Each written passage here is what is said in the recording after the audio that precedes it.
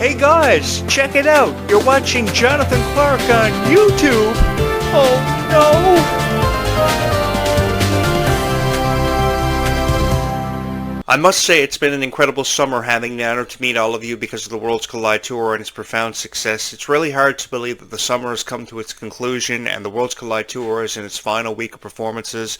But even though the Worlds Collide Tour is in its final week of performances, I just want to say thank you so much for all the love and support you have shown your favorite stars throughout this incredible summer.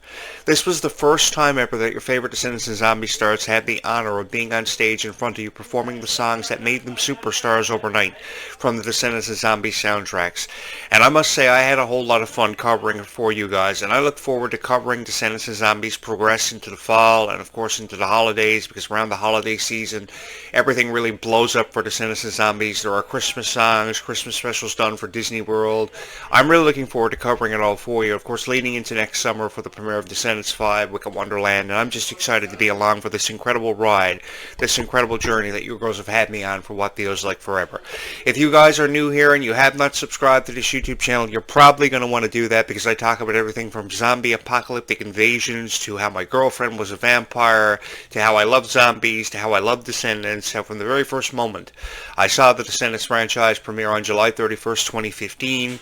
I knew it was going to be something special. I love to tell you stories about my personal life that tie into Descendants and Zombies, that remind me of moments about Descendants and Zombies. I love reflecting on the profound success of one of the most successful trilogies of the past, and of course this new spin-off, The Rise of Red. And I have a whole lot of fun doing it because I was always a theater kid. I was always involved with the theater. I was always involved with the music industry. So I know the pressure that goes with performing for you every night of your life. And Kylie Cantrell has carried that pressure with her for forever. And I give her a profound amount of credit for doing that because a lot of people would not be able to do this under the pressure that Kylie Cantrell was under. I know Dove Cameron years ago was under a considerable amount of pressure performing for you guys night in and night out, bringing the best of every character she portrayed for Liv and Maddie, for Descendants. Of course, her portrayal of Mal character was so revered. Everybody instantly fell in love with the Mal character, the daughter of Maleficent. And Maleficent was out to prove something. Maleficent was out to prove that she was the greatest of all time. And I think that definitely Mal took exception to that. Mal wanted to be something greater than what her mother ever wanted her to be. And she achieved that by the relationship he had with Ben, of course, how that was looked at in Descendants. And I think a lot of people fell in love with the franchise because of Mal's representation of what the daughter of Maleficent truly should have been. She represented kindness, she represented hope, she represented a second chance.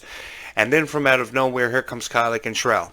Nobody expected to see anything special from Kylie Cantrell, but I most certainly did. I knew Kylie Cantrell had something special from the very first moment that I saw her on her YouTube show, Hello Kylie, years ago. I remember being center stage for the premiere of Hello Kylie because I wanted to hear what Kylie Cantrell's opinion was on one of my favorite TV shows of that generation, Salmon Cat. And from the very first moment I heard her offering her analogy on Salmon Cat, I thought she was so adorable. Everything from her smile to her personality really lit up every room that she ever had the honor of being in, and I just love covering Kylie Cantrell. I have had the most fun in my entire life covering some of the biggest names in the entertainment industry, from Lindsay Lohan to Hilary Duff to Aaron Carter to the Backstreet Boys to Amy Jo Johnson of Power Ranger fame from the mid-1990s. But I have never had this much fun covering a celebrity the likes of Kylie Cantrell because of how fun she was, how encouraging she was to everybody who ever had a dream and ever believed that hope existed. Because one of the most powerful messages I think that Descendants and Zombies has tried to instill in our minds is that hope exists for everybody out there, no matter what form of hope you are talking about. And I think every Descendants character has represented the embodiment of hope from the very first moment that Descendants premiered on Disney Channel all the way back in 2015. You flash back to 2015, I think everybody was looking for incentive. Everybody was looking for a reason to believe that hope existed more than it ever had before, and Descendants and Zombies gave us that hope, especially with how Victor and Nova met each other in Zombies 4, Dawn of the Vampires. Victor and Nova was a beautiful, beautiful story that was first told in Zombies 4, Dawn of the Vampires, and everybody was so excited leading into Zombies 4, Dawn of the Vampires premiere because we were going to see the premiere of these new characters, the introduction of this new story, and how they were going to carry on the franchise after having the torch passed to them. I think it was very powerful beautiful way to pass on a torch that had been represented by Meg Donnelly and Milo Manheim's character Zed and Addison, one of the most powerful couples I think ever seen on Disney Channel and Disney Plus. When you talk about some of the biggest power couples in history, of course you have to refer to Gabriela Montez and Troy Bolton. Of course there is the power couple of Zach and Ashley Tisdale's character Natty, which was the name I was trying to think of yesterday from Sweet Love of Zach and Cody fame. Of course Jake and Hannah Montana from the Hannah Montana series years ago. But, you know, out of all the power couples you could bring up in conversation, I think that Zed and Addison are the all-time favorite power couple of everybody in 2025.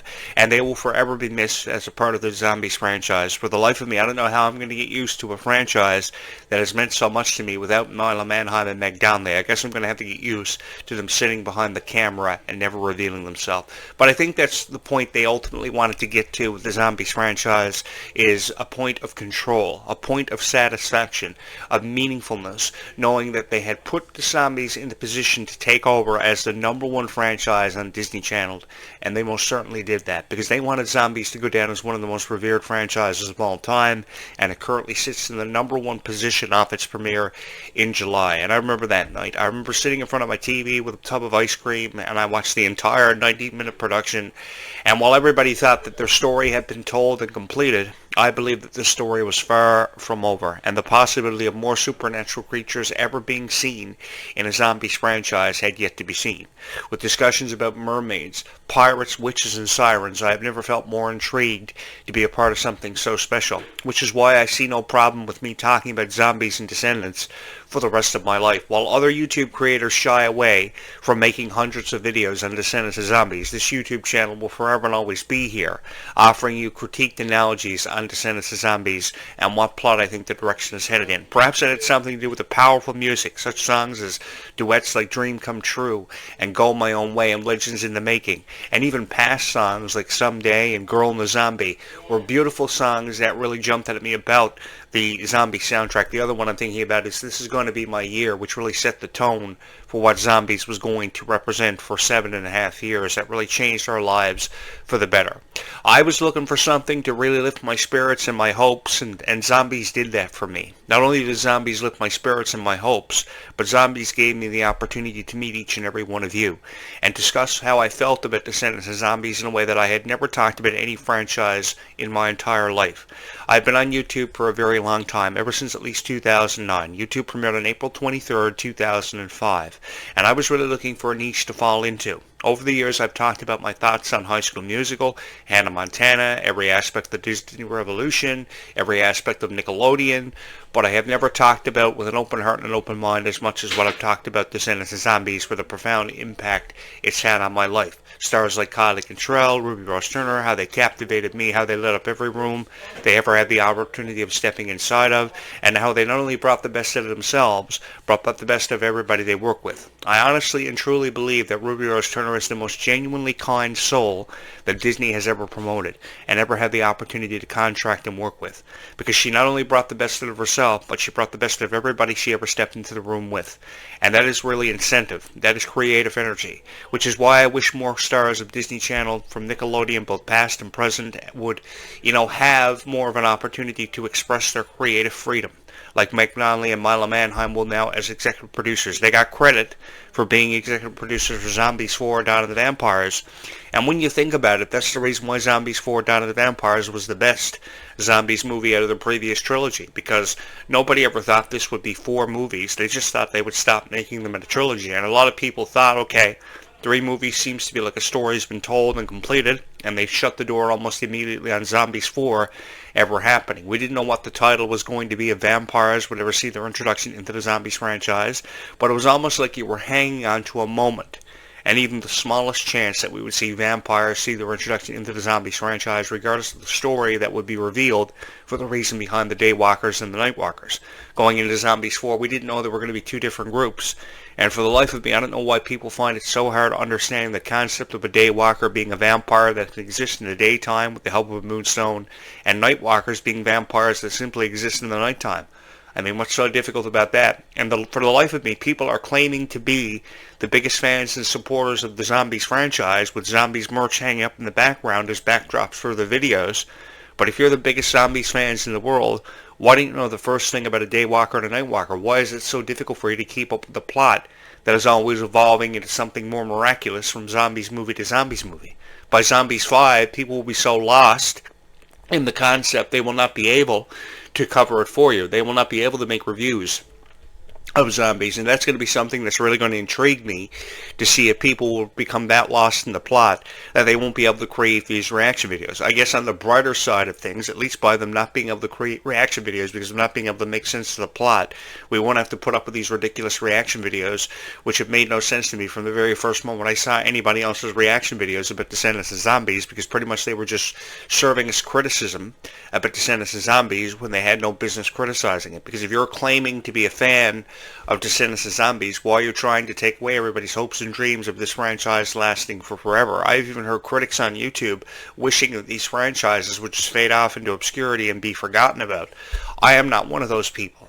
I am one of those people that love to support Descendants of Zombies. And what I mean by showing support and love for Descendants of Zombies is creating 100 videos, even if that's what that means, for your favorite Descendants of Zombies stars, because they have deserved a profound amount of credit for really showing up. Milo Manheim is a guy, one of the rare guys that I say a lot of good things about on my show, because I see a lot of prosperous things from him. I see a promising future from him.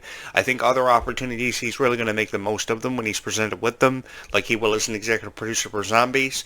I think that from the very first moment himself and Addison stepped into the set of Zombies, they wanted to make this special. They wanted to make it meaningful. I remember when they finished the duet Someday and they looked at each other and they said, we did it. Because they never thought at that point Zombies would exceed the expectations of every critic that had out there. You know, ever before Zombies premiered in February of 2018, everybody was criticizing it. Nobody ever wanted to give it a chance, or at least much of a chance. And I saw everything that was good in Zombies, and I was one of the only guys on YouTube at the time that was saying anything good about the Zombies franchise. You know, I was very skeptical on Disney coming into a realm that would be represented and captivated by thousands of zombies living in Seabrook with humans that were separated by an electric fence because of a soda plantation explosion that happened. So much so that it inspired me to move near a soda plantation of a chemical plant of my own and create a bunch of Descendants of Zombies videos for each and every one of you and upload them to YouTube.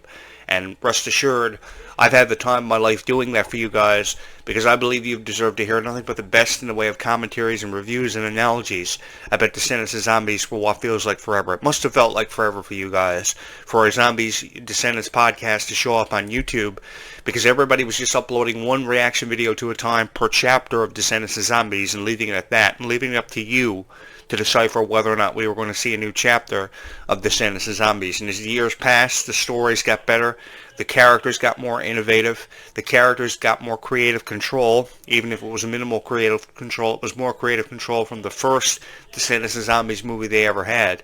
And I think this is really a point that Meg Donnelly and Milo Manheim really wanted to get this franchise to being. You know, a point where they would be able to sit in a director's chair and they would have creative control, because years ago Disney expected you to be a full-grown adult at 8 years old. And can you imagine the pressure that goes with expecting you to be a full-grown adult at the age of 8 years old? I mean, who knows everything at 8 years old? Of course, Meg Donnelly and Milo Manheim had the opportunity to first work with Disney at 16 years old, and this was Meg Donnelly's first major breakout role ever before shows like American Housewife and The Winchesters came knocking at her door. It was no time after the success of Zombies was seen, a profound amount of success at the CW network was knocking on Meg Donnelly's door to give her the honor of being an American Housewife in The Winchesters. And she's gone on to become one of the biggest celebrities in the world with over 250,000 subscribers on a YouTube channel. Kylie Control has nearly 1 million people put up on her YouTube channel. And I think that she can go from 1 million to 2 million in less than a year if we show her the love and respect that she deserves. Because I think that when you have stars making so many sacrifices to be center stage for Descendants of Zombies, like these stars did this past summer, giving us so many memories and moments that we will forever and always cherish, I think a profound amount of credit needs to be shown to them for really taking this as far as what they did, because nobody expected Kylie Control to become a revered Descendants character in the way of a Mal character for Descendants like Dove Cameron did. I think nobody ever thought that nobody was ever going to replace Dove Cameron as Mal in Descendants, but she did it, and she did it so effectively.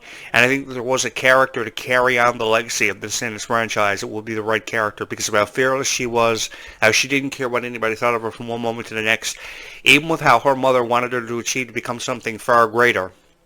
I think that Kylie Contrell really set the pace and the tone for the future of Descendants and Zombies and has created such a buzz between Descendants fans. And I think more people are becoming friends now after the success of Descendants and Zombies because they're fans of The Rise of Red.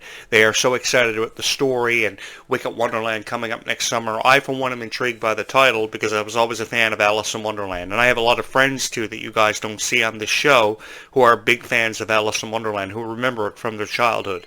I don't care who you are. I think that an aspect of Disney characters and fairy tales are always reminded to you by something that happens in your everyday life. Even though you don't admit to being the biggest Disney fan in the world, I think everybody can't do with a little bit of Disney and discussion about that company in your life. I think every day there's an aspect of Disney seen in somebody's life, even though they don't admit to it, with an open heart and an open mind. I, for one, believe that the most powerful way of creating a YouTube video is doing it with an open heart and an open mind. And if you're going to talk about Descendants and Zombies, you don't need a bunch of pre-written statements put in front of you on your YouTube channel. You don't need to read off cue cards.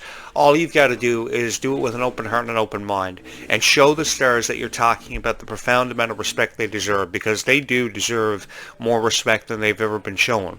I think I saw more videos throughout the summer, the last 2 months, about the Zombies Descendants Worlds Collide Tour of people who were disappointed about the VIP experience, everything they were disappointed about, from the VIP experience they purchased tickets for, to the merchandise they bought, from the t-shirts to the hoodies.